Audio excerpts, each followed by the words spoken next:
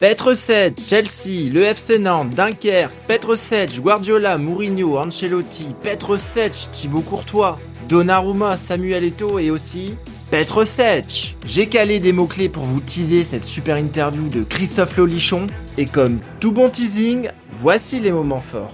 Que ceux qui pensent que c'est une loterie changent de métier, qu'ils aillent à la Française des Jeux. Le gardien de but, c'est un joueur de champ qui a le droit de se servir de ses mains. Et j'avais 2 des 3 ou 4 meilleurs gardiens du monde. Il y aura aussi des anecdotes folles. Il me cherche.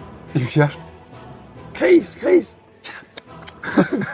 On est sorti de l'aéroport, il voulait pas, il était presque gêné de tout seul à fumer. De l'analyse vidéo. C'est ce qu'on appelle un effacement. Oui, l'effacement, c'est quand il enlève la jambe gauche pour aller très vite au sol. Il reprend un peu avec sa main gauche, il cède, donc ça c'est remarquable. Il n'est pas en déséquilibre total, c'est ce qui va lui permettre d'intervenir. De l'amour. Bah oui, c'est Petre, c'est un gardien monstrueux. J'appelle ça une histoire d'amour professionnel. Et aussi de l'amour. Bah là, c'est avec José Mourinho. Ouais. L'entente, elle est moins agréable qu'avec... Il n'y a pas eu d'entente. Moi, c'est Pedro et je vais te parler de football. D'où le nom de ma chaîne. Pense à t'abonner, liker, commenter, partager ça à ton cousin, ta cousine, à Petrosec ou faire toute autre chose qui permettra à cette vidéo de passer la barre des 1000 vues. Vous l'aurez compris, Christophe, son travail, c'est d'être entraîneur des gardiens. Et après 15 années à Chelsea aux côtés de Petrosec ou Thibaut Courtois, le voici désormais à Dunkerque. Mais alors, pourquoi Dunkerque ? La première raison, c'est que j'ai reçu un appel de Dembaba, qui est le coprésident en charge des affaires sportives et de la partie technique, forcément. Nous nous sommes connus à Chelsea et on s'est tout de suite bien entendu. On a partagé pas mal de choses et nous étions restés en contact. Et en décembre, la situation du club n'était pas extrêmement bonne au niveau sportif. Ouais, 19e avec 13 points. Et puis, il a tourné un petit peu autour du pot sur l'encadrement des gardiens jusqu'au moment où je lui ai dit, mais pourquoi je viendrais pas te donner un coup de main? Au départ, il n'a pas forcément cru. Et je lui ai dit, mais toi, tu es bien à Dunkerque. Et puis moi, c'est un challenge qui m'intéresse. Et on s'est mis d'accord très rapidement sur les différents points nécessaires. Et puis l'aventure est partie et on s'est maintenu grâce à un staff extraordinaire, à des joueurs un mercato très bien mené par Romain Descols et Demba. Et puis on s'est maintenu et on a enfin pu préparer une vraie saison avec une pré-saison de 5 à 6 semaines, avec une période 2024-2025 qui a été assez exceptionnelle. On a vibré, hein. Ah, carrément. Ouais, on a vibré. Nous aussi. On a vibré, c'était fort en émotion. Ouais. Pour récapituler, Dunkerque a brillé en championnat mais a fini par s'incliner contre Metz lors du match barrage pour la Ligue 1. Et en coupe, ils ont fait un super parcours jusqu'en demi-finale, le tout après avoir éliminé un cadre européen en quart de finale et le LOSC en 8e lors d'une séance de pénalty mythique. Et ça tombe bien parce qu'en parlant de tir au but, abordons le sujet. Les pénaltys, c'est pas une loterie. Mais il faut rester humble. Très humble. Devant la réussite au pénalty. J'ai vu des dizaines, des centaines de pénaltys. J'ai vu toutes les courses, j'ai vu tout le body language, Je commence à analyser un pénalty au moment où le tireur pose le ballon sur le point de pénalty. Là, mon analyse commence. D'accord? Et je coche des cases. J'ai 15 points, presque 16. Et je coche des cases. Et à la fin, il y a des choses récurrentes qui vont déterminer une suggestion auprès du gardien, qui va voir aussi, hein. Les tirs au but, c'est pas de la loterie. Ah non. Ça, on l'a même entendu, le sélectionneur Didier Deschamps, certains commentateurs dans l'espace public, il y avait ce débat-là.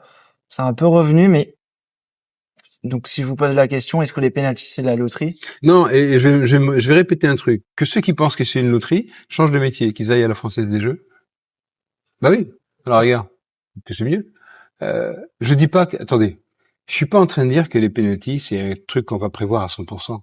Quand Petre, il arrête celui de Robben à la 94e minute en finale de Ligue des Champions, on est quasi persuadé par rapport à tout ce qu'on a vu, qu'il allait tirer sur le côté gauche de Petre. Il fallait pas lui montrer parce que Robben, c'est un copain, c'est un ami à Petre. Mais il fallait pas que Petre lui montre qu'il le sache, qu'il le savait, pardon. Mais si Robben la met en pleine lucarne, c'est fini. On n'est pas en train d'en parler, là. Donc, humilité. Mais par contre, on a tout mis. On a essayé de réduire au maximum les incertitudes. C'est ça le job. C'est peut-être gagner un 0,5% ou 1% de chance supplémentaire de pouvoir changer le cours de la chose. Et comment ça se passe? C'est en étudiant les... Ah, c'est pour ça que j'ai des lunettes. J'ai passé trop de temps sur les écrans. Je me suis brûlé les yeux. J'avais 31 minutes de penalty du Bayern Munich. 31 minutes. C'est long, de penalty, hein. Et un échantillon de, 5, 10, 15 pénaltys tirés par un joueur, c'est assez pour faire des tendances. Des fois, c'est plus. Il faut minimum 10. Minimum 10. Mais il faut rester humble. Je répète, il faut rester humble parce que si le mec vous la colle en pleine lucarne, c'est fini. Voilà. Donc nous, on bosse. Et puis, avant chaque match de Ligue 2 ou de Première Ligue ou de Ligue des Champions ou de je ne sais quoi, ou de Coupe de France, j'étudie tous les pénaltys possibles, tout en sachant que peut-être rien ne va arriver. On va pas en avoir besoin. Et je me permets une suggestion, Pedro, parce que vous avez dit en début d'interview un truc ultra intéressant. Je commence à analyser le joueur à partir du moment où il pose le ballon sur le point de pénalty et j'ai 16 points.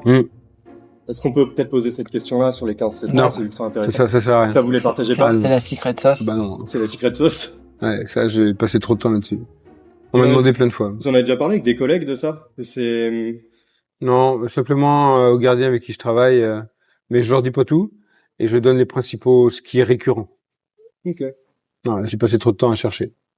Et il y en a peut-être 2 ou 3 autres points, mais faut que je les travaille encore. Sans donc les révéler, mais est-ce que vous avez travaillé avec un expert en body language, par exemple, pour trouver des... Non, ça fait partie des choses que je pourrais être amené à faire pour avoir un petit plus sur le style du joueur, à savoir est-ce que c'est une vision basse, une vision haute. Il y a des gens qui sont très très bons là-dedans. J'ai pas encore eu le temps. J'ai pas eu le temps, mais je me contente d'un joueur. Je prends toujours l'exemple de Steven Gerrard en Angleterre. Pendant 5 ans, j'en ai pas deviné un. Et au bout de 5 ans, il a changé un truc sur son bras gauche. Ça veut dire que tous les ans, moi, je remettais tous les pénaltys que j'avais déjà vus l'année d'avant. Et à un moment donné, au bout de 5 ans, il change un truc. Je dis, tiens, c'est marrant, j'avais pas vu ça avant. Et puis, le changement, il le fait encore une autre fois, il tire du même côté. Après, il fait pas le changement et il tire du côté opposé. Je dis, tiens, voilà. Et pour ça, c'est des heures, hein. C'est pas... Non, il faut aller chercher. Donc, on passe du temps. Après, chacun voit son métier comme il veut. Et moi, je le vois comme ça. Pour conclure sur les pénaltys, pourquoi il y a des gardiens qui sont très forts, mais pas bons sur les pénaltys, et au contraire, des gardiens qui sont dits moyens et très bons sur la séance de pénalty? Alors, les moyens et très bons sur les séances de pénalty, il y en a peut-être pas tant que ça non plus. Je pense à Lloris, par exemple, qui avait cette réputation-là, ou alors Fabien Barthez, si on doit parler de gardien français. D'être très fort sur sa ligne, mais pas forcément à l'aise dans l'exercice du... Mais un gars, parce que le penalty, c'est un moment différent. C'est un 1 contre 1 à distance, sans adversaire. Il y a je vais pas rentrer trop dans le détail parce que je me suis pris déjà des coups de mitraillette quand j'ai évoqué certaines choses. Alors c'est pas que ça me gêne parce que je m'en suis sorti, mais il faut que le gardien accepte de vouloir récupérer des informations et de pas simplement se baser sur son instinct. Il y a un contre-exemple, Michael Landreau. Michael a travaillé ensemble 3 ans à Nantes, à la formation. On n'a jamais travaillé les pénaltys. Et quand il était pro à Nantes, donc c'était pas moi son entraîneur, mais il a jamais vraiment travaillé les pénaltys. Par contre, il a un feeling. Je vous déconseille de jouer une seule fois aux cartes avec Michael Landreau. Il va tout faire pour vous enrhumer. Et puis à la fin, quand vous êtes face à Ewen Jawen, quand vous étiez face à Petr Cech, quand vous êtes face à Emiliano Martinez, quand vous êtes face à Donnarumma en ce moment, ben en tant que tireur, vous n'abordez pas le penalty comme face à un gardien lambda. Parce que vous savez, l'autre en face, il en a déjà arrêté plein. Il dit, punaise, je vais la mettre où? Vous mettez dans le doute le tireur. Et pour ça, il faut déjà avoir quelques résultats avant. Donc, faut travailler. C'est un mélange d'instinct et de travail. Et il y a des gardiens qui font un tel show pendant la séance vous avez l'impression qu'ils rentrent dans la tête du tireur. C'est de moins en moins possible et c'est de plus en plus interdit. On est en train d'enfermer le gardien dans un cadre pour qu'il dérange le moins possible le joueur. On a des histoires comme ça en Coupe d'Europe dans les années 80, même début des années 2000, je crois, où le gardien il faisait un cirque pas possible pour déconcentrer. Maintenant, on peut plus. Le gardien, par exemple, ne peut plus toucher la transversale avant un penalty parce qu'il faut que le but soit totalement stabilisé. Parce qu'Ewen avait cette habitude. Avant le penalty, il donne un grand coup dans la barre et c'est une routine, c'est presque un toc. Et l'arbitre, le dernier match contre Metz, le match de play-off, il vient voir, il me dit, dites à votre gardien, si vous allez au penalty, il faut pas qu'il touche la barre. Sinon, s'il l'arrête, je donne à retirer. J'avais un gardien en Angleterre, Nathan Baxter. On avait trouvé un truc. Lui, il défaisait. L'arbitre s'il fait penalty. Alors, il s'occupait pas de savoir si c'était une bonne décision ou pas. Il enlevait ses gants et il défaisait ses lacets. Et au moment où le mec commençait à poser le ballon, lui était en train de refaire ses lacets, mais il avait remis ses gants entre temps. Donc, fallait qu'il les renlève. Et ça a marché 3 fois sur 5. Why not?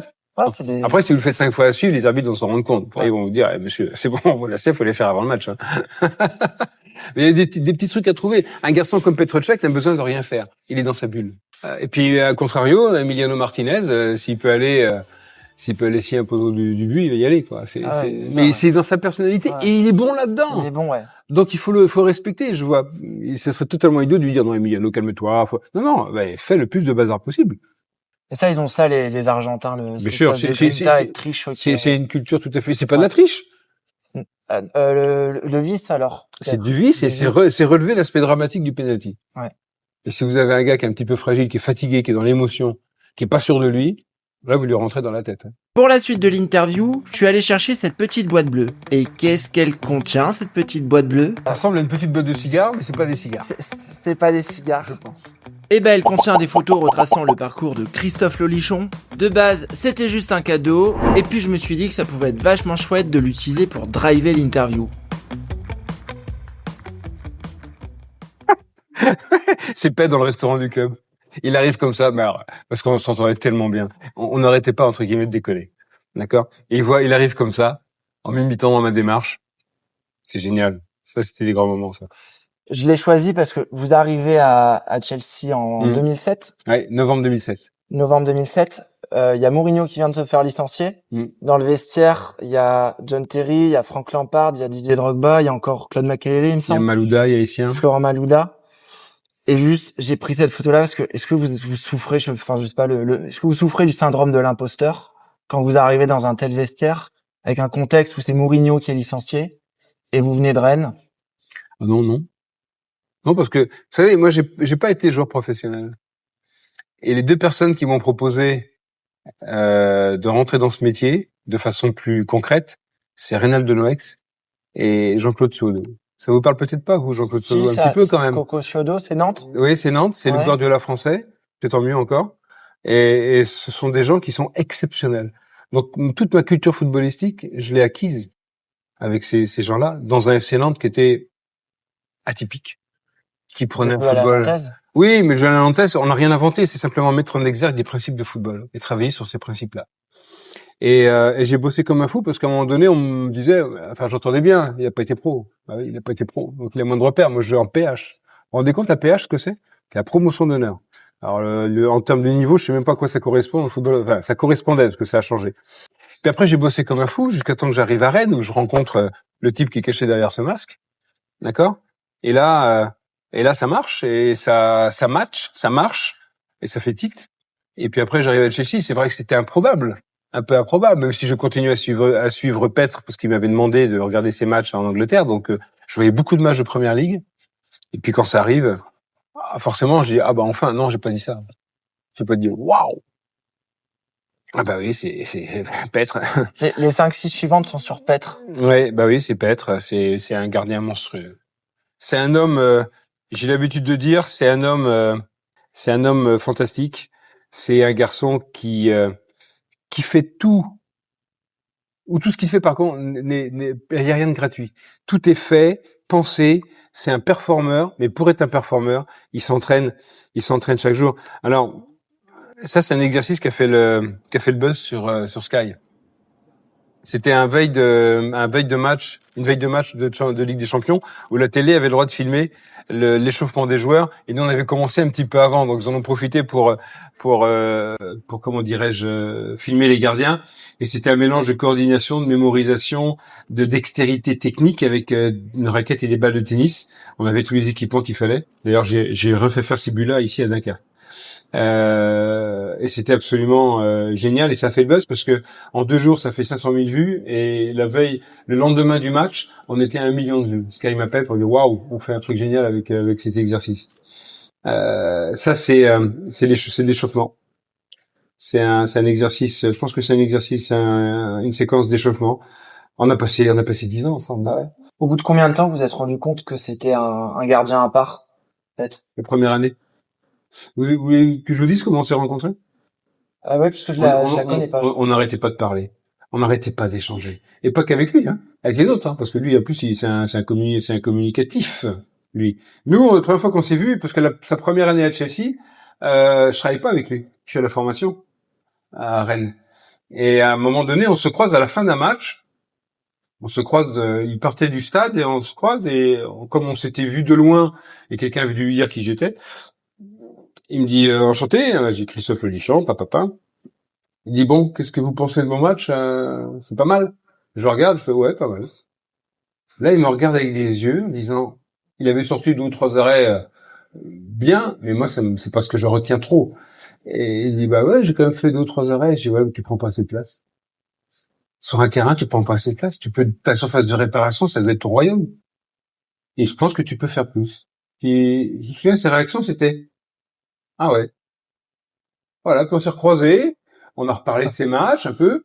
Puis à la fin de la saison, il a dit bon, les deux aux dirigeants, je veux bien rester un an de plus, mais je veux travailler avec le mec de la formation. Alors, je peux vous dire que les dirigeants sont venus me voir rapidement pour me dire bon, ça t'intéresse les pros? J'ai dit ouais, si c'est pour m'occuper du grand, là, ouais, ça m'intéresse beaucoup. Voilà. Bah ça marche. Début d'une belle histoire. Bah voilà. Hein, ouais, c'est clair. Qui va loin, hein. Là, c'est la Ligue des Champions 2012. C'est la 2012. Alors on l'a perdu en 2008 contre Manchester United et on la gagne. C'était le lendemain. Incroyable. Le lendemain je pense que c'est le lendemain du match. Pour partir, on était encore à Munich. Voilà, c'est une proximité, j'appelle ça une histoire d'amour professionnel. C'est des histoires qui marquent ça, hein. Dans niveau émotion, je peux vous assurer que le foot, ça c'est avec Roberto. Alors Roberto qui a pris la suite d'André Villas-Boas entre les 2 matchs contre Naples. André se fait évincer et Roberto qui était son adjoint prend la suite. Et Roberto qui était un ancien joueur de Chelsea, je crois que c'est Roberto qui a marqué le but le plus rapide en finale de Cup. C'est Roberto ou Eddie Newton, je sais plus. Eddie qui était aussi dans le staff. Et Roberto, il a fait un truc très très fort. C'est qu'il a redonné les clés aux joueurs, alors que malheureusement, André a voulu imposer beaucoup de choses. Jeune entraîneur, 33 ans, qui a dû gagner sa légitimité. Il est arrivé contre un gros chèque aussi, André. C'est 15 millions de livres. C'est 15 c'est Porto qui a touché le chèque, hein. Hein, il a été acheté à Porto. Oui, hein. bien sûr. Et puis, alors ça, c'est un épisode moins marrant. Bah là, c'est avec José Mourinho. Ouais. L'entente, elle est moins agréable qu'avec. Il n'y a pas eu d'entente. Il n'y a pas eu d'entente. Ça a été très compliqué. José est une personne qui a eu longtemps un temps d'avance au niveau du coaching, au niveau de la préparation des matchs, au niveau il avait une connaissance du timing. Alors moi, j'ai pas connu cette première période, mais Petre m'en a beaucoup parlé, Didier aussi. Il maîtrisait un match avant de le jouer. C'est très fort. Il avait aucun sentiment s'il fallait changer un joueur à la 27e minute, il le changeait. Parce qu'il sentait les choses. Et petit à petit, les autres équipes et les autres coachs, il y a eu des formations et les autres équipes ont commencé aussi à encore mieux préparer les matchs. Et c'est là qu'ont parfois un peu commencé les difficultés. Alors ça, c'est André. C'est André, mais au Stade Rennais. Ouais. Quand André vient jouer avec Marseille, on se retrouve à la fin du match. J'ai beaucoup apprécié, même si malheureusement André, il est pas resté longtemps, mais j'ai beaucoup apprécié de travailler avec André parce que c'est quelqu'un il était très jeune, hein, 33 ans pour prendre un club comme Chelsea. Je pense qu'il était pas prêt. On a tout fait pour aider. Enfin, moi, je sais que j'ai beaucoup parlé avec André et j'étais pas toujours d'accord avec lui. Je lui disais. Alors, il allait au bout de ses idées souvent, mais il écoutait. Et parce que c'est un garçon très intelligent, André Villas-Boas. Un petit détail, c'est qu'il était à Chelsea à la première époque de Mourinho. C'était son scout. C'est celui qui allait superviser les adversaires. D'accord. Et c'est pour ça que les joueurs, surtout les joueurs anglais, le mec qui surveille, qui allait scouter les adversaires, maintenant c'est lui l'entraîneur. Et il y a des joueurs qui n'ont pas trop aimé ça. Ok. Vous savez, un entraîneur, faut qu'il soit légitime. Il faisait pas assez prestigieux alors. Oui, alors même s'il avait gagné 4 titres avec Porto sur la saison 2011-2012, ça suffisait pas aux joueurs qui avaient l'habitude comme Mourinho. Puis en plus, Mourinho avait laissé une trace. Il avait laissé une trace positive avant son retour. Le mec était un tête bluffé avec lui. Hein. Il a quand même gagné quelques titres avec Chelsea. Ah, Carlo. J'ai adoré travailler avec Carlo parce que ça se voit un peu d'ailleurs dans cette photo. Elle résume notre entente parce que d'abord on était les deux seuls à fumer, mais là, des vraies cigarettes. Et il était curieux, une de ses premières questions en arrivant, il a demandé au team manager, il y a un mec qui fume dans le staff. Et il a dit, oui, le coach gardien. Ah! Je vous assure que c'est vrai. Et lorsqu'on est parti en tournée aux USA quasiment le premier jour. De mémoire, je pense qu'on est parti aux USA le premier jour de reprise d'entraînement, direction les US. On prend l'avion et arrivé à l'aéroport c'était à Phoenix. Je crois que c'était à Phoenix. Il me cherche. Chris! On est sorti de l'aéroport. Il était presque gêné d'être tout seul à fumer. Et il vient, on va fumer tous les deux. Et ça, c'était une très très belle collaboration avec Carlo. Et justement, lui, Carlo, j'ai épluché des interviews, j'ai vu personne parler en mal de Carlo, humainement. L'opposition que je voulais faire, en fait, avec José Mourinho, on entend toujours Mourinho et la politique de la terre brûlée, mettre la pagaille dans un vestiaire, alors que Carlo, c'est plus vraiment sur le management, très fort sur l'humain. Est-ce que c'est un cliché ou pas, vous qui l'avez vécu de l'intérieur?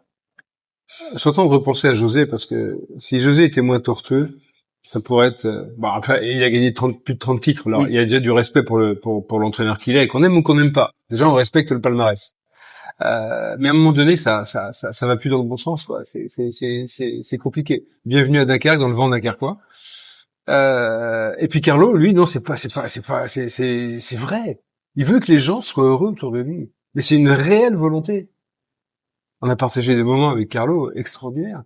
Nous, on prenait les mises au vert, on prenait des Chris, on va se prendre un petit whisky au bar de l'hôtel où on était. On prenait un super whisky, un Lagavulin.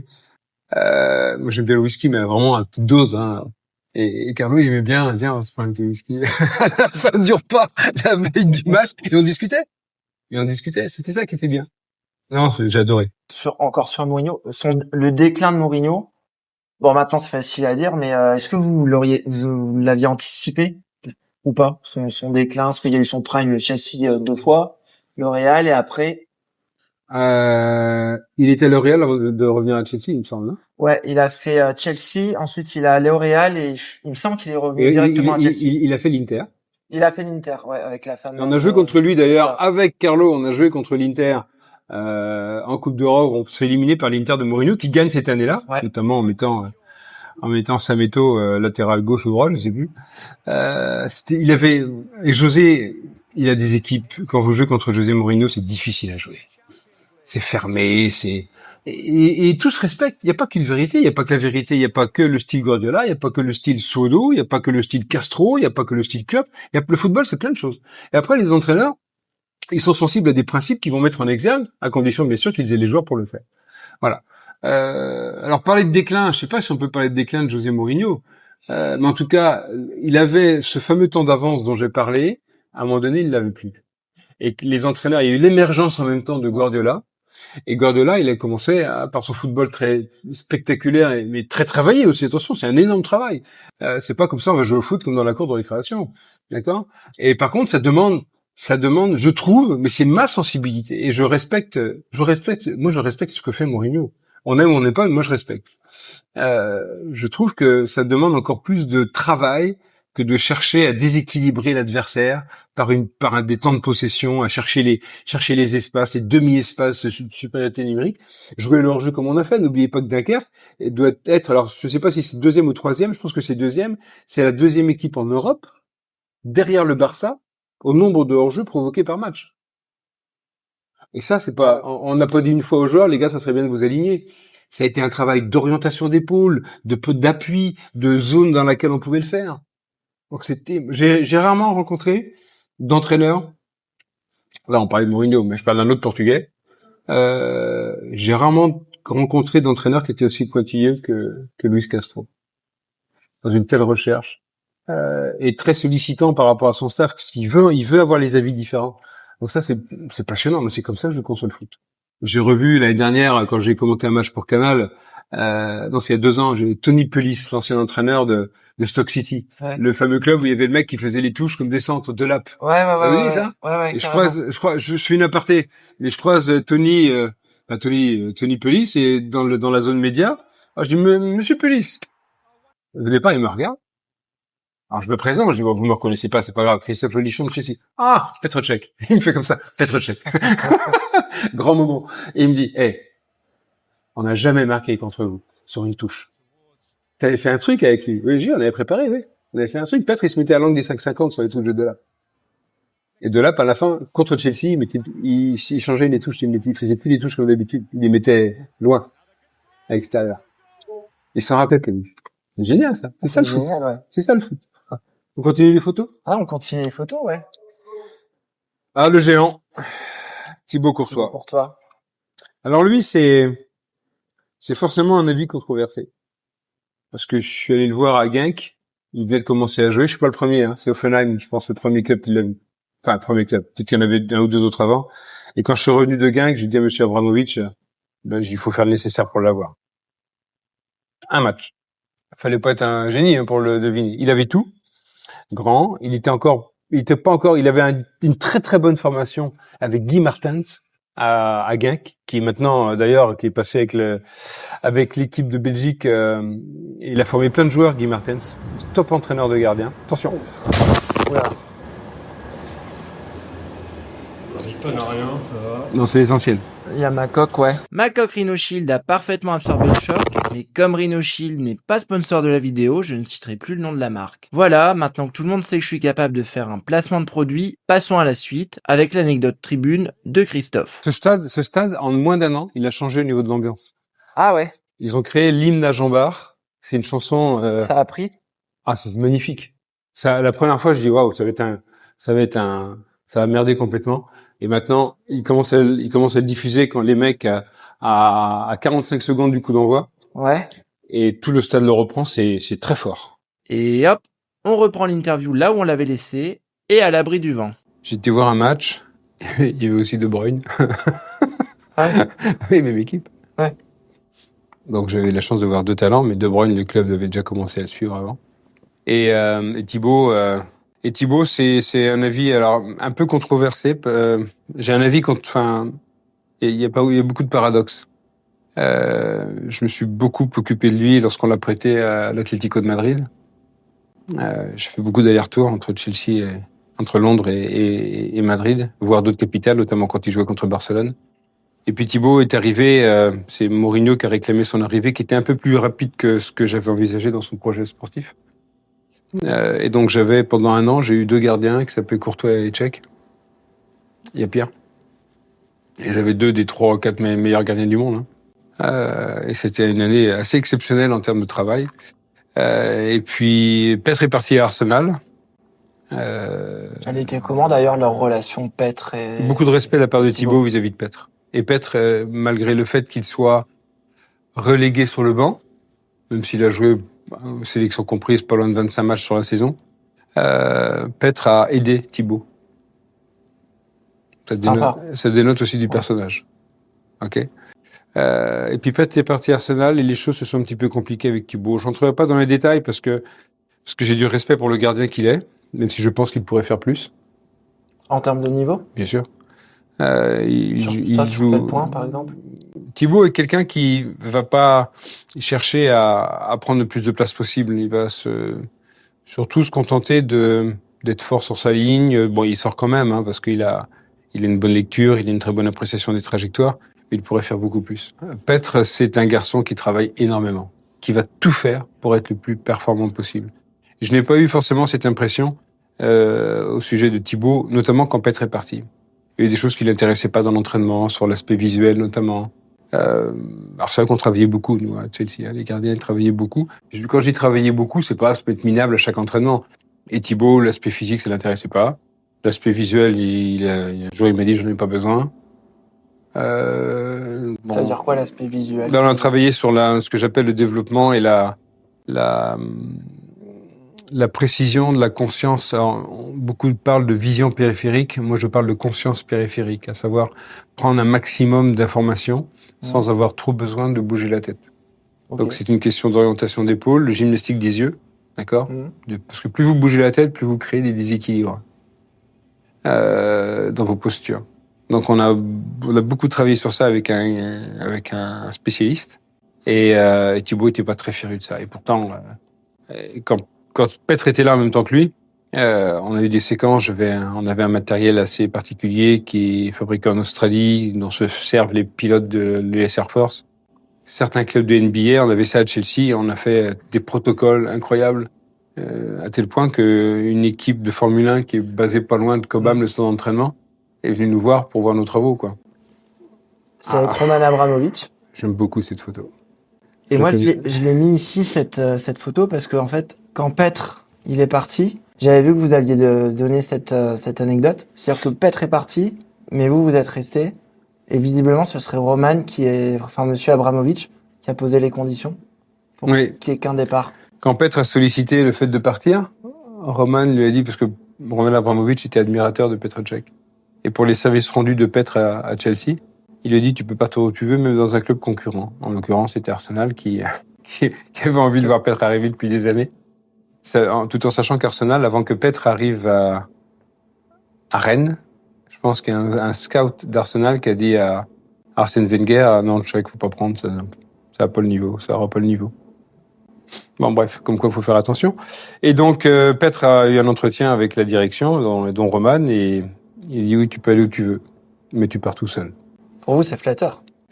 Oui, c'est bien. Et Petr est venu me voir directement après, il m'a dit, bon, j'ai parlé avec le boss, c'est ok pour que j'aille à Arsenal, mais par contre, on peut pas partir à deux.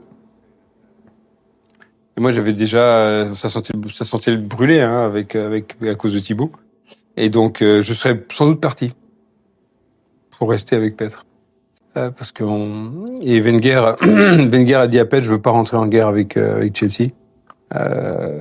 Donc, on va se contenter de ce que nous avons. Et M. Abramovich a dit à quelqu'un, il dit, Christophe, il reste, il fait ce qu'il veut, mais il reste ici. Ça a changé quelque chose, d'ailleurs, pour vous, le fait de passer pendant très longtemps à Chelsea, il y a une hiérarchie très claire. Il y a un numéro 1 bien identifié. Du jour au lendemain, il y a 2 numéros 1. C'est Mourinho qui décide. C'est Mourinho qui a décidé que c'est Thibaut qui commencerait la saison. Mais il l'a jamais dit à Petr. Il a jamais osé l'affronter. Et si on peut parler d'affrontement d'ailleurs, parce que Petr est quelqu'un d'éduqué et de respectueux. Si on lui dit, voilà, je vais mettre Thibaut Courtois parce que c'est le futur, Petr n'aurait rien dit. Il dit, ok, très bien. Mais Petr continue à s'entraîner chaque semaine comme s'il allait jouer le week-end qui suivait.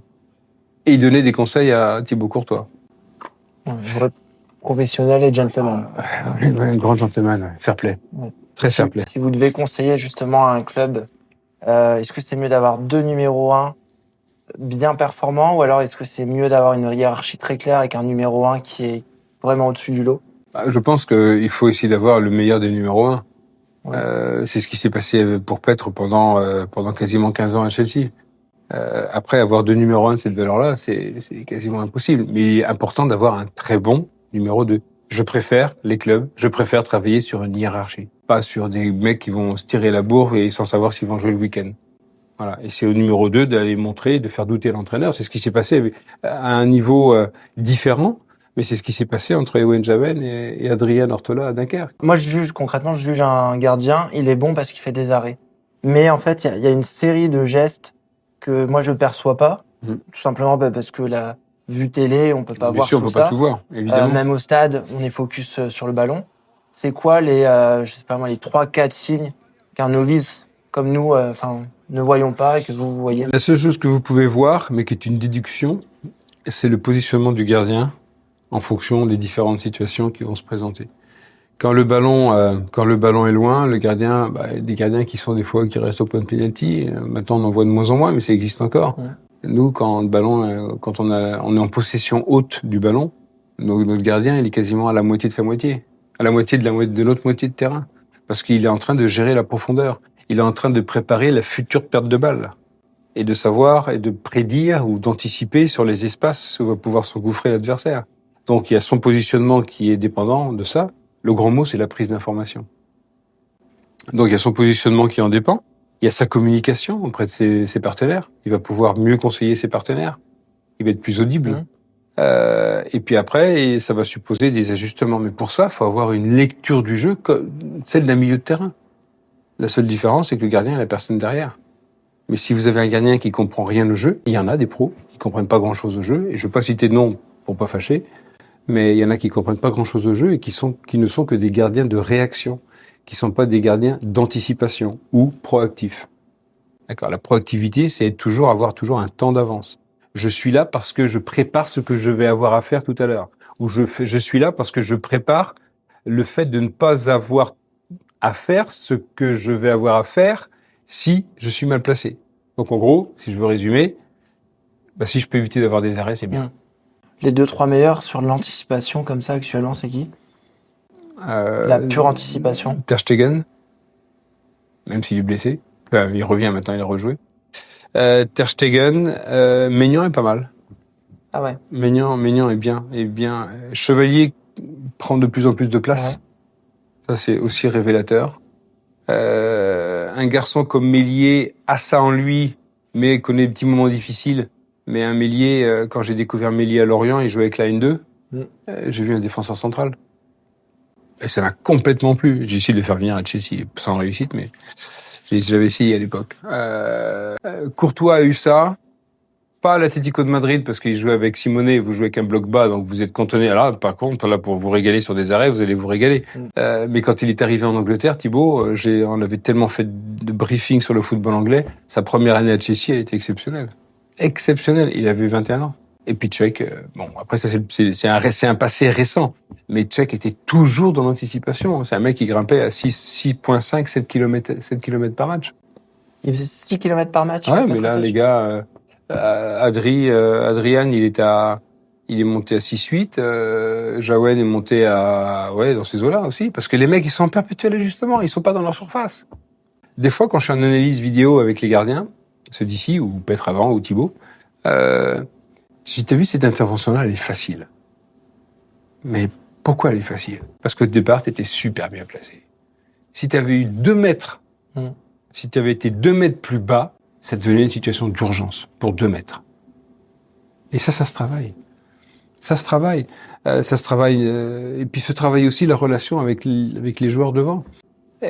Ouvrir des trajectoires de passe, détecter rapidement les zones, les espaces, les demi-espaces où on va pouvoir créer une supériorité numérique. Si vous n'êtes pas capable de lire ça, vous allez être un frein. Et notamment par rapport à ce que fait Luis Castro ici, vous allez être un frein. Donc c'est toutes ces petites choses-là, en effet, qu'on ne devine pas de l'extérieur, mais qui sont indispensables.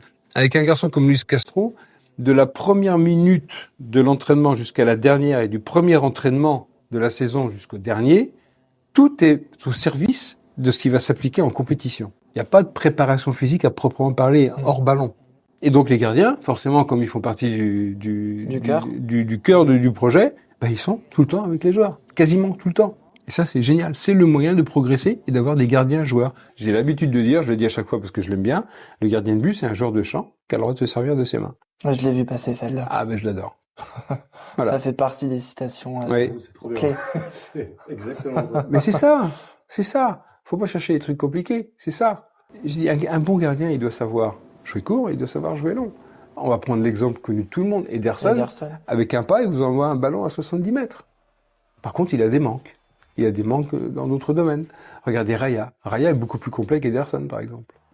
Raya, on n'a pas encore parlé de ça, mais moi, j'adore les grands gardiens. Ouais. Parce que j'ai eu l'occasion de travailler avec des grands gardiens. Et puis, c'était bon. Et Jawen, il fait 2 mètres, et Pet faisait 1,97, Thibaut 1,99, Bekovic 1,99, Isaacson 1,99. Mais à côté de ça, il faut pas fermer les portes. Ça veut dire qu'on peut encore exister au plus haut niveau, de moins en moins, mais il y en aura toujours. Un garçon comme Raya à 1,83 m, statistiquement, c'est le garçon qui prend le plus de ballons aériens en première ligue. Pourquoi? Très mobile, très rapide. Ouais, anticipation excellente. Lecture, jeu. positionnement, communication, prise de décision, exécution. C'est quoi justement les 3-4 gardiens où il y a eu un avant-après parce qu'ils ont révolutionné le poste? Il y en a, ça date. Et on s'en est pas assez servi. D'abord, il y a un gardien hongrois dont je me souviens jamais du nom, mais ça date des années 50. Et c'est un garçon qui jouait très haut. Après, il y a eu Lev Yashin, le seul ballon d'or, qui a vulgarisé le fameux dégagement à la main, le bras roulé. C'est le premier gardien qui a fait ça. Il était grand. Ouais, c'est ça, mais un vrai bras roulé qui va loin. Perry le fait très bien. Comment? Perry le fait bien. Il y en a d'autres. Et nous, les gardiens qui ont eu l'opportunité ou la chance ou la malchance, je sais pas, de travailler avec moi, ils ont bras droit et bras gauche. Pourquoi on travaille le pied gauche quand on est droitier et le pied droit quand on est gaucher? Pourquoi on ne travaille pas le bras gauche lorsqu'on est droitier et le bras droit quand on est gaucher? Moi, je vais avec mes gardiens. Pourquoi? Parce que quand vous prenez un centre, je suis droitier, par exemple. Je capte un centre de ce côté-là. Si je veux j'ai vu une possibilité de relance. Et avec mes bras, ça va aller plus vite qu'avec mes jambes. Il va falloir que je me tourne pour dégager. Alors que si je peux utiliser mon bras gauche, je prends et j'enchaîne. C'est tout bête, hein? Ouais. Mais je me suis fait casser aussi là-dessus par des gens de la fédération. C'est pas grave. Et un autre gardien moderne qui a révolutionné le poste aussi. Mais il y en a plusieurs. Il y a même comment il s'appelle, Barthez. Ouais. Par son style, c'était un garçon. C'était joueur, Barthez. Ouais. Il adorait jouer. S'il est dans les entraînements, j'avais entendu dire qu'il adorait jouer. Et Barthez, il a beaucoup apporté dans la façon de participer au jeu. Il avait une décontraction, un rapport avec le ballon, une fluidité dans ce rapport qui était extraordinaire. Donc Barthez, il a apporté quelque chose. C'est évident. Manuel Neuer, alors, vous savez, on parle de Manuel Neuer parce qu'il a eu Guardiola aussi. Et Manuel Neuer, sa plus grande progression, c'est quand il a été avec Guardiola. Ah bon? Bah, bien sûr. Bien sûr. Je pense pas qu'on aurait vu Manuel Neuer faire ce qu'il a fait s'il n'avait pas connu Pep Guardiola au Bayern Munich. Et d'ailleurs, la sélection allemande s'en est servie. Après. Sur quoi? Notamment sur l'anticipation quand il sortait loin. Oui, exactement, parce qu'il avait besoin de ça, comme Valdés à Barcelone. Oui. Et il y a des images qui sont géniales, qui sont très très fortes. Quand Valdés, à un moment donné, lors d'un classico, se plante contre le Real Madrid, et il se plante, il fait une mauvaise passe, Benzema en profite et marque. Et vous avez Guardiola, qui est toujours debout, et là il est debout, et il fait ça. C'est pour moi. Continue. M'en fous ton erreur. Continue. C'est ça. C'est ce que je veux. C'est que tu essayes. Alors, faut pas essayer n'importe comment non plus. D'accord? Donc, un garçon comme Neuer a apporté, parce que ça a été très, très médiatisé. Mais vous apercevez que des garçons comme, alors forcément, c'est pas vouloir prêcher pour ma paroisse, mais un garçon comme Petr Cech, alors on s'en souvient comme d'un monstre. Parce qu'il a quand même gagné, puis, mais en même temps, on va pas parler d'un arrêt, et pourtant il y en a. Mais on va pas se souvenir des arrêts de Petr Cech, parce qu'il a tout fait pour ne pas en avoir à faire. Et pourtant, il y a des trucs, moi j'ai des images de Petr, mais vraiment, c'était le dernier truc à faire. C'est qu'il avait rien pu faire avant. D'accord? C'est un gros cerveau. En gros, je sais pas, mais alors puissant. Ouais. Vous parlez en français? Ouais, il me voit toujours. C'est vrai? Ouais, j'ai jamais demandé. Comme ça, il y a des journalistes qui me disent pourquoi? Parce que vous lui avez jamais proposé de vous tutoyer ou... J'ai jamais proposé rien du tout. Qu'est-ce qu'il veut? Mais il y a pas beaucoup. Il y a des personnes que je peux pas tutoyer. Des mecs comme Neuer, Petr, Schmeichel en Angleterre, le père, pas le fils. Schmeichel est arrivé en Angleterre, il a un peu changé la façon de voir, même si les Anglais sont encore restés assez butés sur le poste de gardien comme le pompier de service. Mais c'est une culture, les longs ballons, les défenseurs comme ça. Qui c'est qui a apporté beaucoup un Buffon ou un Casillas? Alors ce sont des garçons. Casillas et Buffon, ce sont des garçons qui n'auraient pas pu jouer partout. Pour moi, les top gardiens, c'est ceux qui peuvent jouer partout. En Allemagne, en Espagne, en France, en Angleterre. Petr peut jouer partout. Courtois peut jouer partout. Alisson peut jouer partout. Neuer, j'aurais adoré voir Neuer en Angleterre. Parce que je sais pas. Buffon, je pense pas. Pour quelle raison, Buffon? Parce que Buffon, c'est pas un garçon qui sortait beaucoup. C'est un garçon qui était très fort dans les 5-50, qui avait une sérénité super importante, qui avait une aura. Il s'est construit une aura. Alors que sa vie n'a pas toujours été facile, hein. Il a eu quelques trucs dans sa vie, Buffon, qui lui ont pas fait, mais il a toujours rebondi, ce mec-là. C'est une force, c'est un passionné de foot. Il a joué jusqu'à 40 ans, 41 ans même. Je crois. 42, je crois. 42. Il a fini à Parme, son club. Exactement. Vous vous rendez compte, le mec, il aime tellement le foot, il a peut-être besoin d'argent aussi, mais il aime tellement le foot, il va continuer à jouer. Pour le plaisir, il s'en fout de ce qu'on pense de lui. Et puis Casillas, qui est un modèle de calme, de lucidité et de sérénité. Parce que Casillas, dans le domaine aérien, il n'existait pas. Au pied, pas trop. Par contre, dans des situations dans la surface, il était là. Il avait un sens du ballon. Il avait un placement naturel qui faisait on avait l'impression qu'il pouvait être omniprésent. Dans un certain espace.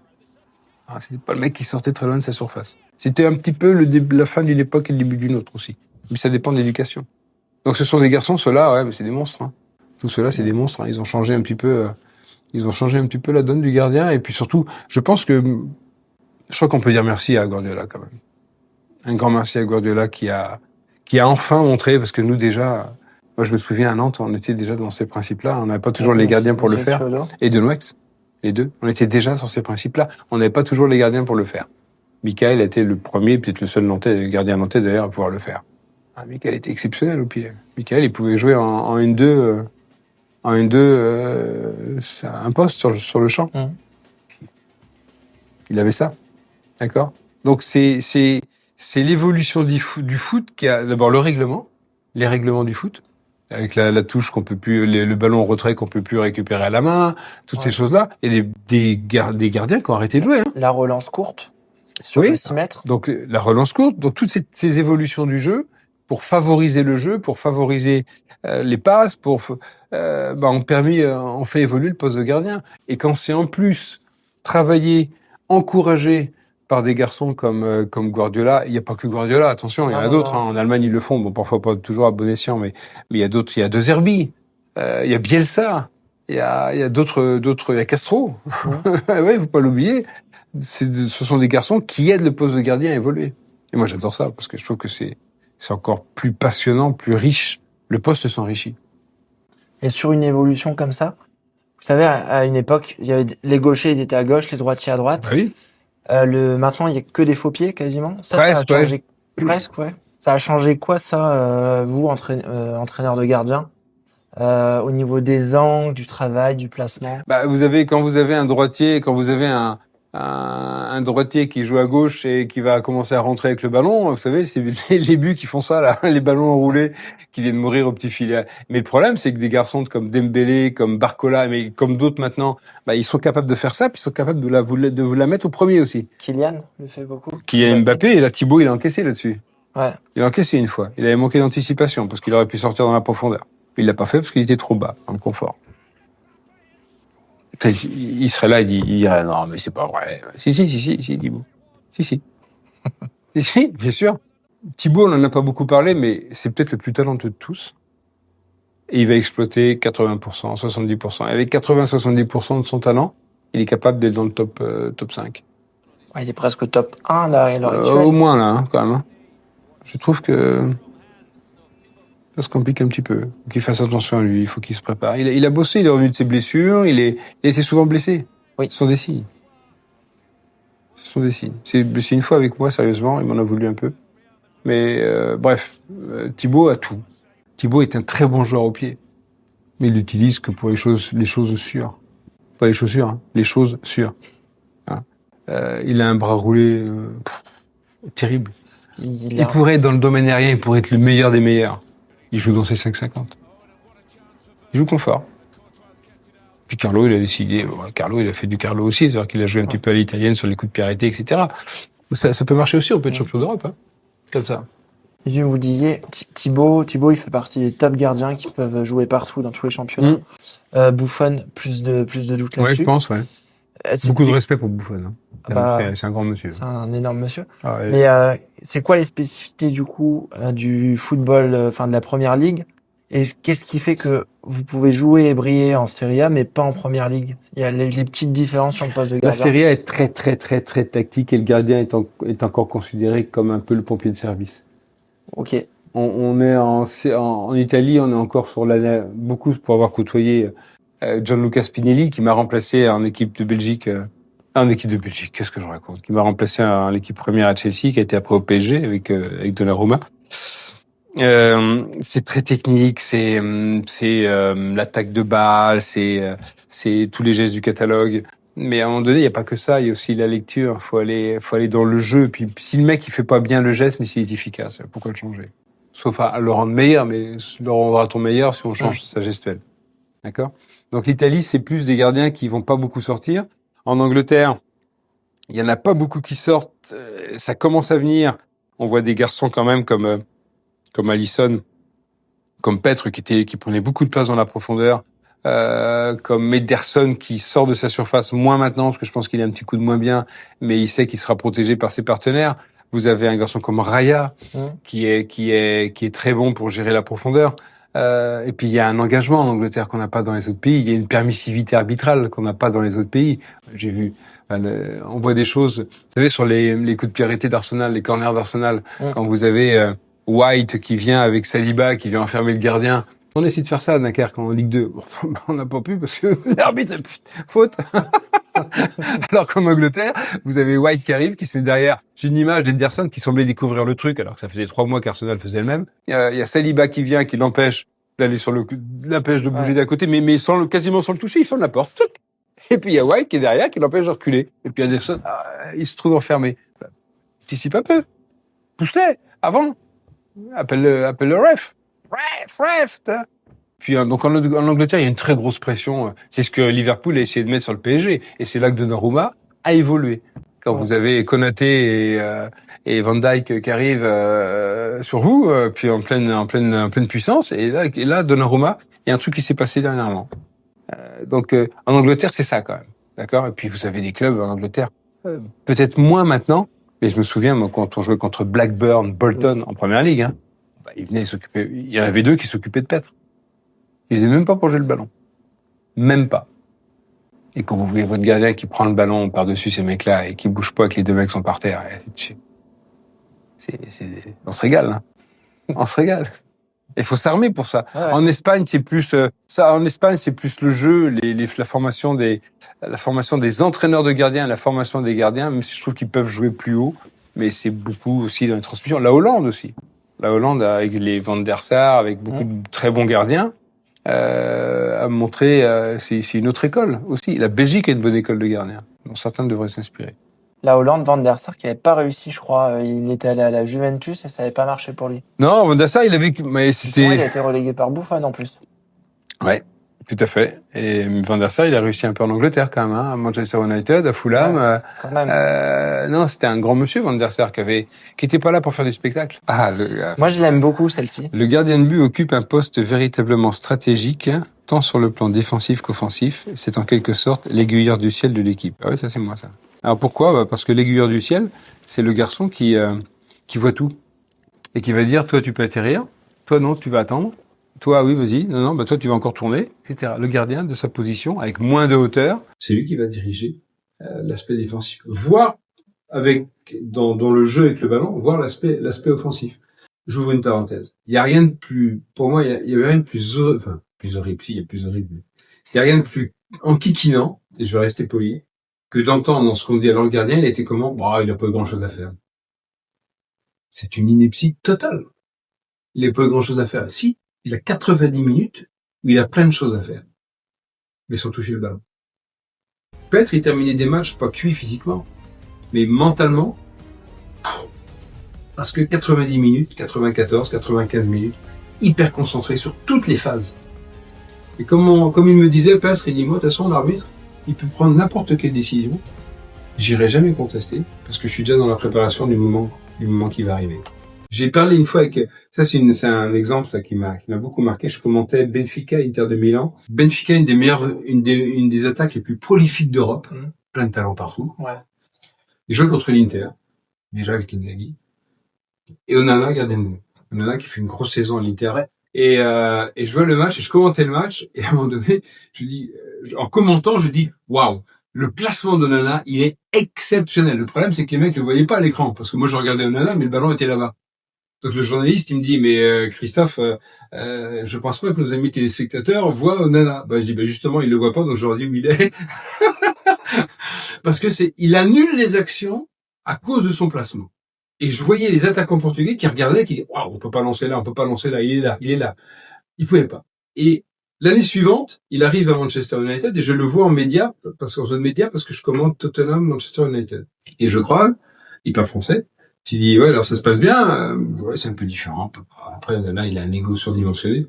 Et je dis, écoute, c'est bien, t'as été formé à Barcelone, t'es passé à l'Ajax, t'es arrivé à l'Inter pour la rigueur, et maintenant t'es à Manchester. Le football anglais, c'est le top. Tu vas te régaler, mais il faut bosser, garçon. Faut bosser. Et je lui dis, j'ai adoré ton match contre Benfica. Il dit, ouais, j'ai fait une 12 interventions pas mal. Moi, je dis ça, oui, c'est normal que tu les fasses. Si tu les fais pas, faut que tu changes de métier. Par contre, tu les as empêchés de jouer. Puis là, il m'a regardé. Il m'a dit, empêcher de jouer. J'ai dit, tu leur as mangé la profondeur. Tu les as pas laissés faire. Ils étaient embêtés. Ah, dit, c'est vrai que ça. Mais continue. Et malheureusement, Manchester, ils ont des problèmes défensifs, c'est mis à reculer, c'est devenu un gardien quasiment banal, alors qu'il a un potentiel énorme. Ah, c'est génial, ça. Bah ouais, c'est à vous. Alors, je pense que la dernière, il y en a plus. Là, on a rebouclé. Mais, je pense, ouais, parce que je les connais un petit peu. Il y en a une autre. Ah, je vais... Bah oui, c'est encore en Angleterre, mais cette fois-ci, c'est... Ah, c'est votre autre casquette. Ouais, c'est la casquette Canal. J'adore. Canal, j'adore. La personnalité média que vous trouvez la plus pointue ou la plus pertinente quand elle parle de foot, c'est qui? Il y en a plusieurs. Il y a des gens qui sont plutôt qui ont une culture foot, une mémoire. Je pense à Geoffroy Garretier par exemple du Canal. C'est une encyclopédie ce type-là. Vous avez Philippe Doucet qui connaît les joueurs depuis des années et des années. Éric Bénard, il a commencé par le basket, mais il a une façon d'apporter la chose, de vulgariser la chose pour que le spectateur s'intéresse. Ça, c'est passionnant. Il y a des très bons. Ouais. Il y en a vraiment des parmi les nouveaux, là, il y en a un qui... Si j'en cite un, j'en oublie plein. Ouais, c'est vrai. Il y avait eu la hype à Big Bay à un moment donné. Ouais, c'est un consultant, il est bon. Ouais, il est bon, hein. Il est très bon, mais Christophe Jallet est bon aussi. Très bon. Christophe est très bon. Jean-Luc Haribar est pointu sur la première ligue. Ouais, puis je vais en oublier, ça me fait suer. Samir Nasri, moi, je trouve très bon et très pertinent. Samir a été très marqué par Guardiola. On a beaucoup parlé avec Samir, de ce qu'il a retiré de Guardiola. Il a une très bonne affection sur le foot. Il voit très bien le foot, c'est vrai. L'un des meilleurs consultants que Canal ait connu, c'est Reynald Deloix. Quand il suivait le Barça. Parce qu'il adorait le Barça, déjà. Et comme le Barça a un peu copié Nantes, quand même, je l'ai su, ça. C'est des choses qui sont inconnues, mais le Barça est venu épier Nantes. Et la formation nantaise. Et quand on est champion en 95, Johan Cruyff, il vient 3 ou 4 fois à la Beaujoire. Ok. Ah ouais? Je sais pas. Bah si.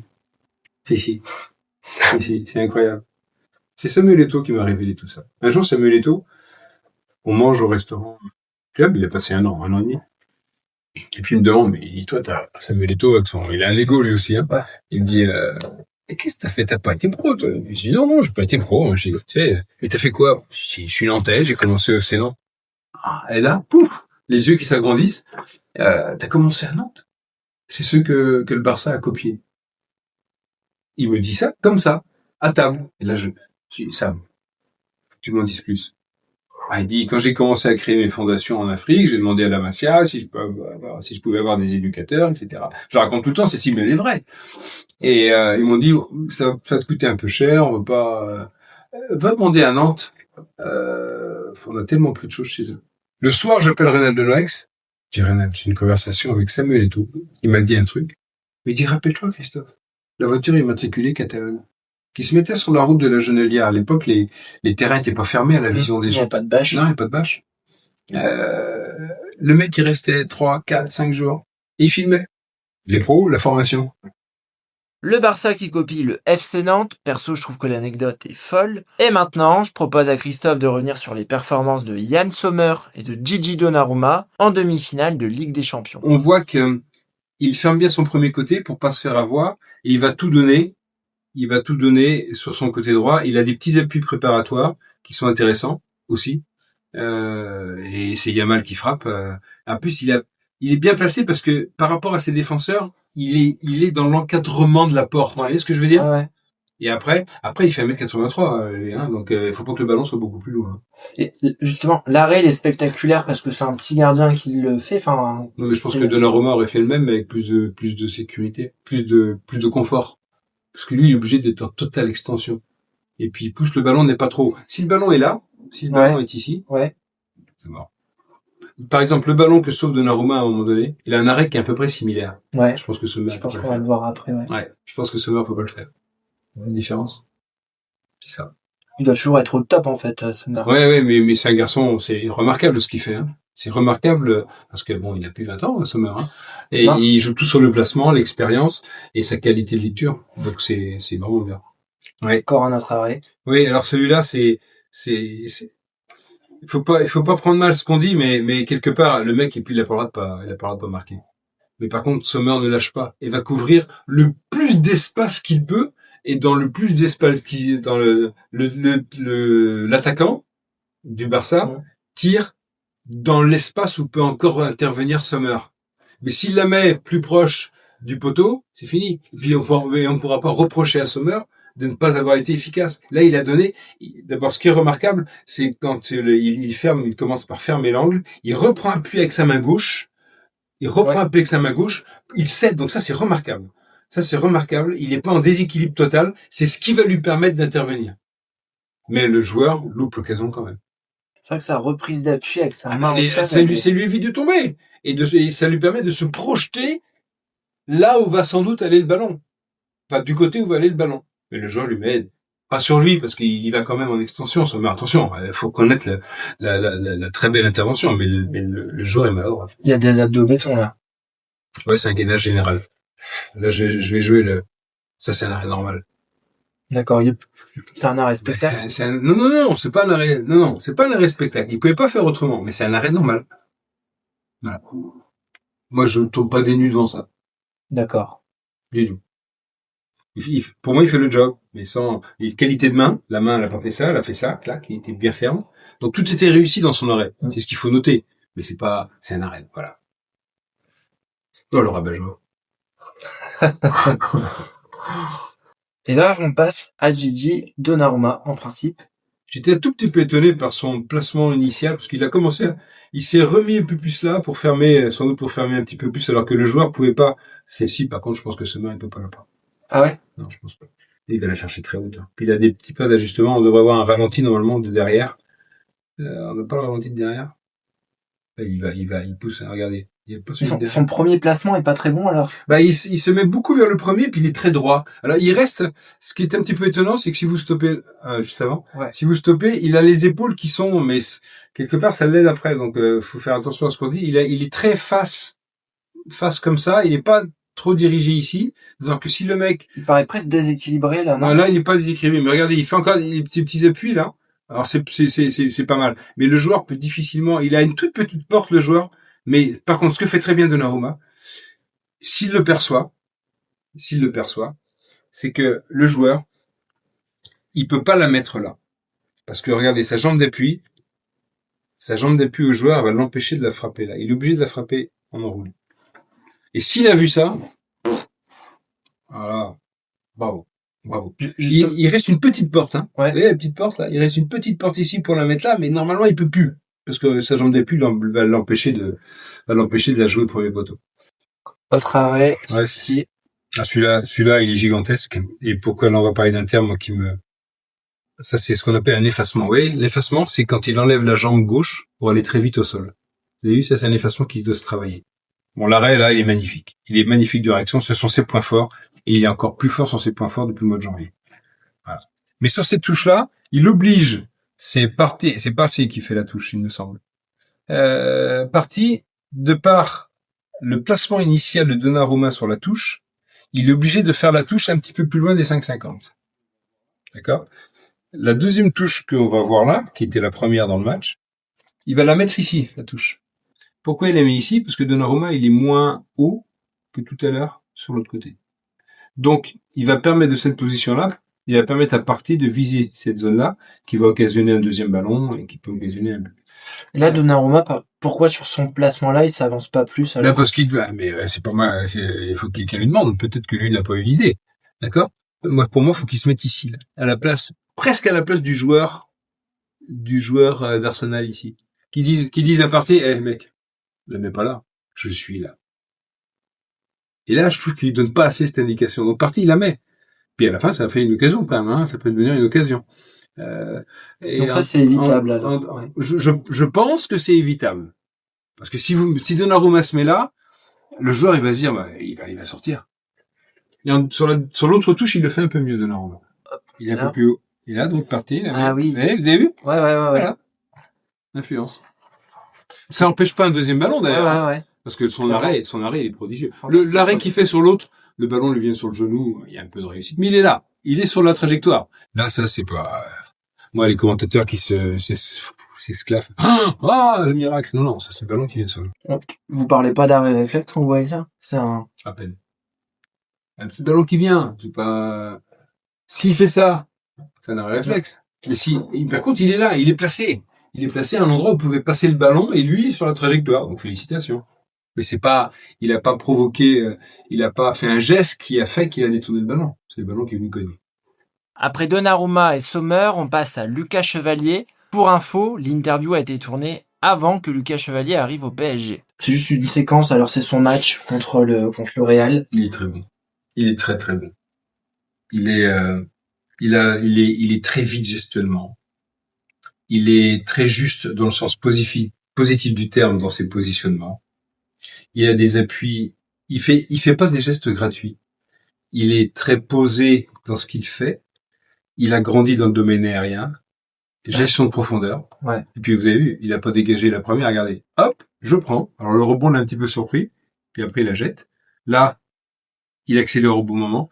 Tout ce qu'il fait, c'est bien fait et c'est bien pensé. Regardez son positionnement par rapport au poteau. Il a un tout petit peu trop près de son premier poteau au départ.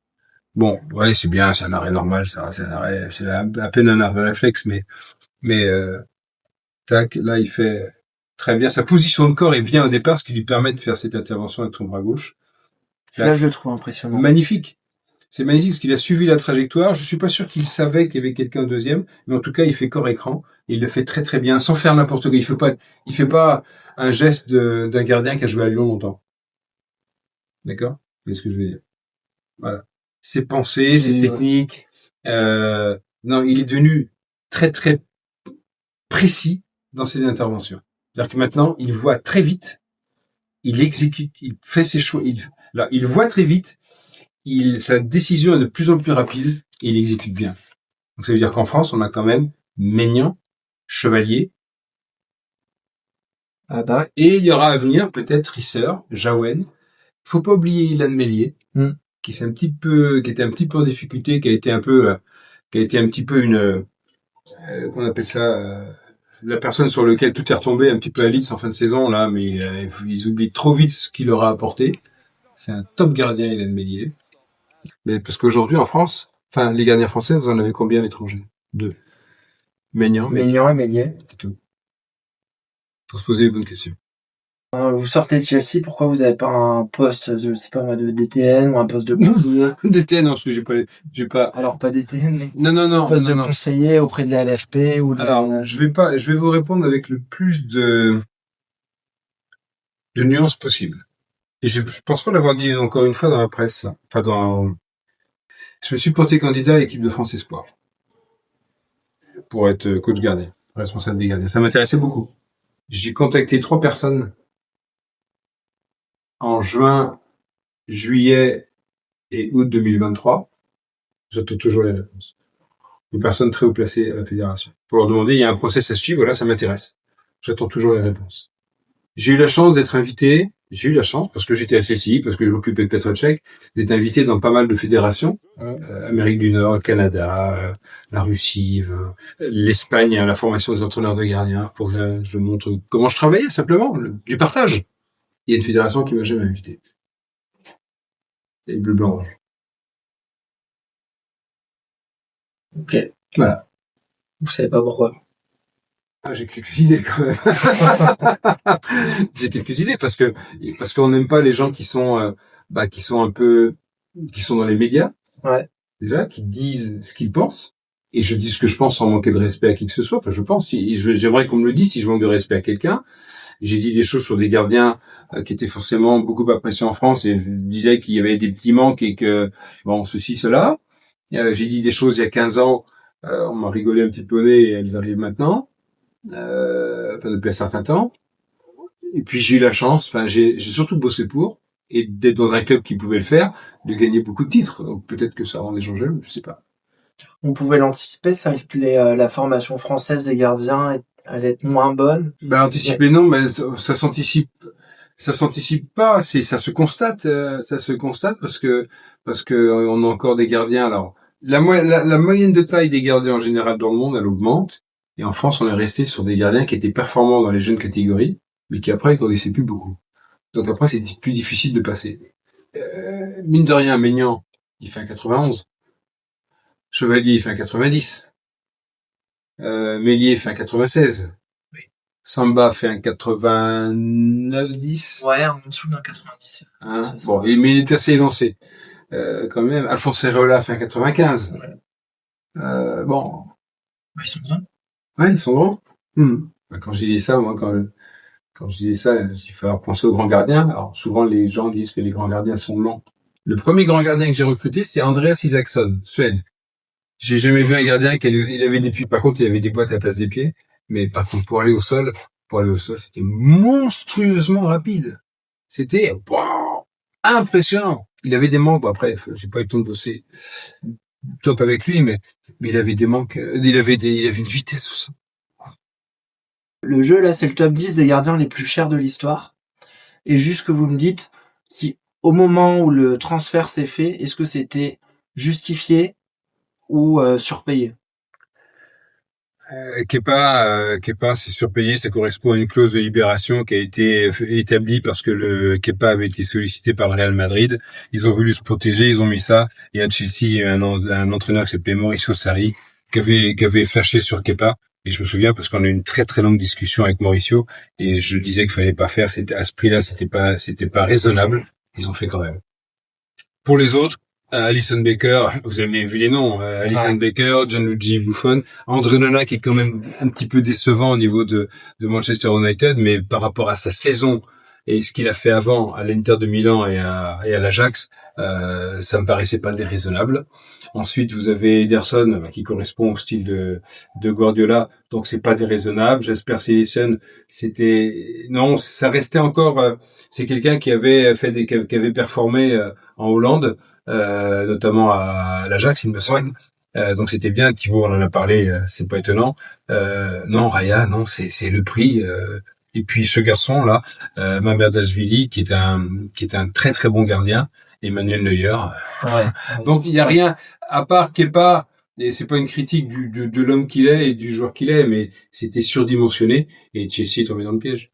Alors ça c'est un jeu qu'on a déjà fait quand on est petit et bizarre, mais c'est toujours bizarre. On est toujours bizarre. Et c'est un peu j'aimerais bien avoir la tête de Beyoncé, les fesses de un tel. Ah oui, d'accord. Là avec le gardien. Si on devait choisir la détente d'un gardien, sortie aérienne ou détente? Je prends des Courtois. Les réflexes sur la ligne. Chevalier. Le meilleur jeu au pied. Raya. La meilleure anticipation, vision du jeu. Check. Le gardien le plus fort mentalement. Le meilleur gardien sur penalty. Landreau. Ah bah oui. Je vais mettre Landreau. Le trophée Laviachine 2025, à qui il devrait revenir? Moi, on me demande ça, je vais rechercher des images. Donc, vous répondre comme ça à votre pourpoint, Raya. Pourquoi? Parce que je me limite pas à la Ligue des Champions, hein. Je vais chercher, je vais voir en Première Ligue, je vais voir tout ce que le mec apporte à son équipe. J'ai failli dire Donnarumma. Mais il y a une partie de saison qui est pas bonne. Non, bah Raya. Hein. Raya, c'est la régularité. Attendez, je réfléchis encore un peu. Il n'y a pas un grand qui traîne, non? Alors, on va enlever Raya. Et on va mettre Chevalier. Ça vous surprend? Complètement. Ouais. Vous auriez mis qui?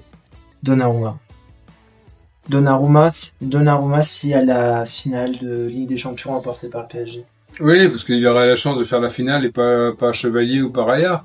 Il a été prépondérant depuis le mois de janvier. D'accord? Mais j'aime bien la régularité de Chevalier sur l'ensemble de la saison. Donc il pourrait mériter le titre de meilleur gardien européen. Oui. Ah oui, quitte à surprendre, moi ça me plaît bien parce qu'il a été déterminant ce garçon. Dans plein de compartiments du jeu. Et pour 2026, vous pensez qu'il peut passer devant Mike Maignan? Je sais pas. Là, je sais pas. Sincèrement, je sais pas. Le coach avec lequel vous auriez aimé travailler et avec lequel vous n'avez pas travaillé? Guardiola. Et la dernière, le gardien avec le plus gros potentiel, mais qui a pas eu la carrière qu'il aurait dû avoir ou qui n'a pas la carrière qu'il devrait avoir. Je vais vous sortir un nom que vous connaissez pas. Bah si, parce que j'ai potassé les yeux. Jamal Blackman. Ah, vous l'aviez pas celui-là. Vous l'aviez pas dit celui-là. Jamal Blackman. Jamal Blackman. Ouais, vous allez sur internet, 2m03, qui a tout, sauf un état d'esprit pour être un grand professionnel. C'était le meilleur gars. Il était à Chelsea, c'était le gardien anglais le plus talentueux. Il fera pas un match de première ligue. Parce que maintenant c'est fini. Il a eu des problèmes de poids, il a pas pu gérer son poids, il avait tout. Pour être le meilleur gardien anglais. Jamal Blackman. Mon plus grand regret. Est-ce qu'il y a une question que je vous ai pas posée et que j'aurais dû poser, à laquelle vous auriez aimé répondre? Qu'est-ce que j'aurais voulu être gardien de but professionnel? J'aurais adoré. C'est un rêve. Mais j'avais pas les qualités d'explosivité. Je pense que j'avais la réflexion, mais j'avais pas les qualités d'explosivité pour pouvoir exister au haut niveau. Parce que je me suis entraîné au CERN. Je me suis entraîné avec Marcel Desailly, Didier Deschamps, et je jouais en amateur. J'ai vu des ballons parfois, ça allait vite. Hein. Mais ils m'ont fait progresser, ces mecs quand même comme gardien. Très bien. Merci beaucoup, Christophe. Ouais. C'est fini. Si vous êtes arrivé jusqu'ici, c'est que la vidéo a dû vous plaire. Alors ça me fait grave plaisir. Surtout, pensez à liker, commenter un moment que vous avez apprécié. Pensez à vous abonner et on se retrouve sur Pedro Football, sur TikTok ou Instagram. Ciao!